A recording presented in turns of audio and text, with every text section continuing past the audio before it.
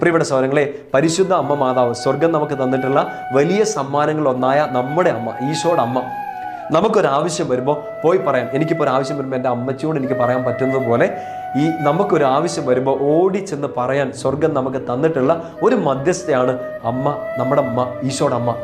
പോയി പറയണം. അമ്മ എന്ത് ചെയ്യും? പരിശുദ്ധ മറിയം എന്ത് ചെയ്യും? ഇത് പോയിട്ട് പറയുന്നത് ഈശോയോടാണ്. ഈശോ ആരാണ്?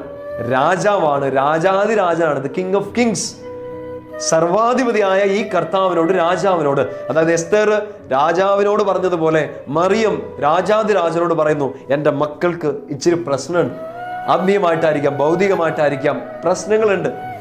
രാജാവേ, പിതാവേ, ദൈവമേ, ഇവർക്കിത് ചെയ്തു കൊടുക്കണം. മറിയത്തിൻ്റെ മധ്യസ്ഥത്തിൻ്റെ വലിയൊരു പവർ നമുക്കറിയാം. ഇങ്ങനെ എക്സ്പ്ലെയിൻ ചെയ്തില്ലെങ്കിൽ നമുക്കറിയാലോ. പരിശുദ്ധ അമ്മയുമായിട്ട്, പരിശുദ്ധ അമ്മയുടെ ഒരു നിഴലായിട്ട് നമുക്ക് പഴയ നിയമത്തിൽ എസ്തേറിനെ കാണാൻ പറ്റും.